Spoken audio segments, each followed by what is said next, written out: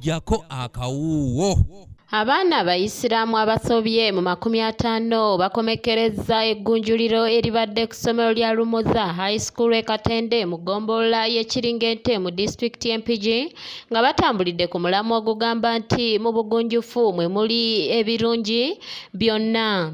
Nga wano disitulikiti kadhi wa West Buganda okuva ku kitebe kya Uganda Muslim Supreme Council Tekbatira Abasi akalatidde abaana beetabye mu ggunjuliro lino okwewala ebiduula ebiyinza okubajja ku mulamwa.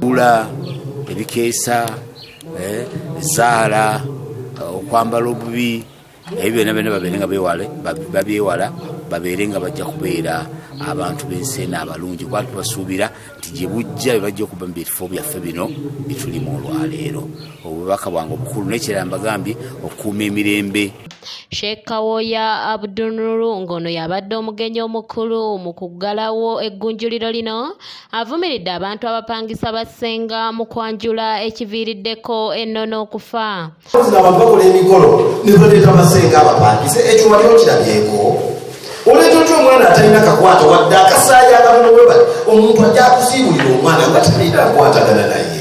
Sheikh Kawoya agamba nti abazadde balina okutegeka abaana baabwe okubeera ab'omugaso mu nsi. Abaana twagala kutegekera abaana ekyo nno kikyamu.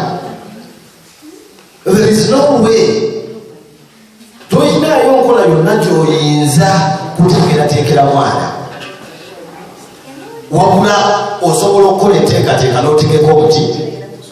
Ssentebe w'enteekateeka eno era nga ye mutandisi wa Lumuza High School Lusiba Yusufu ategeezezza nti eggunjuliro lino ligendereddwamu okusomesa abaana empisa, obuwangwa ko n'ennono. Kulu ennyo kwe kusomesa abaana baffe empisa zaffe ennansangwa ez'ennono, okuzza abaana ku nnono wakati mu kwagala oluzungu, mu kusomesa abaana baffe oluzungu, mugenda maaso mu tekinologi ne tusigala tuli baddugavu, tusigala tulina enneno zaffe ate ez'ekitiibwa ez'obuntu.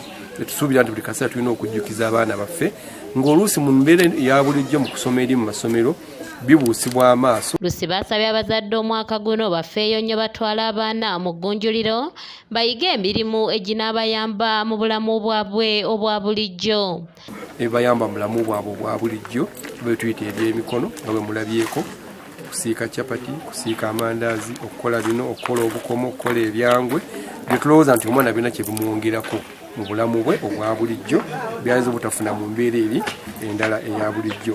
Naye n'ekikulu kyonna okubaako wetukuumirako abaana baffe ne babeerako wamu ne balaba ebintu bye tulowooza nti bya bulijjo. Akulira ettwale ly'amawokotasi Sheikh Masidi Muhammadi Luboyera Kabenge akubirizza abazadde okuyambako ku baana bano okusobola okuteeka mu nkola bye bayize naddala nga bazzeeyo ewaka. Kintu kyayizibwa mubuuzo oyizeeyo kiwaga nti twabadde ku bukomo buno oba ebyabingizi oba ebyangwe mubuuze mubadde mubikola muki akubulire matiriyo kuba bino ebintu birina matiriyo mu biva genda omumuleetere omwana oyo abeere nga akola okuddinga n'ebintu ebyo abeere nga abiddingana. N'abatabeetabye mu ggunjuliro lino batubuulidde bye bayizenga n'oluvannyuma bano bakwasiddwa certificates zaabwe ez'okwetaba mu ggunjuliro.